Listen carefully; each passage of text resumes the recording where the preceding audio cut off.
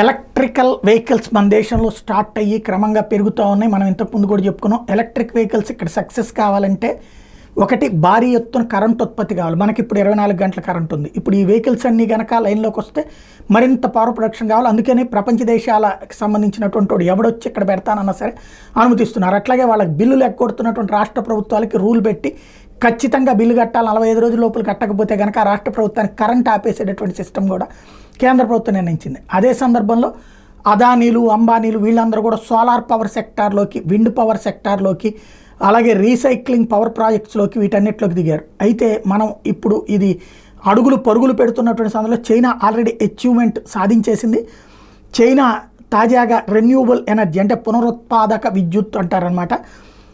6 సంవత్సరాల ముందే అంటే వీళ్ళు 2030 నాటికి సాధించాలనుకున్నది 1200 గిగావాట్ల సోలార్ పవర్ని ఇప్పుడే సాధించేశారు.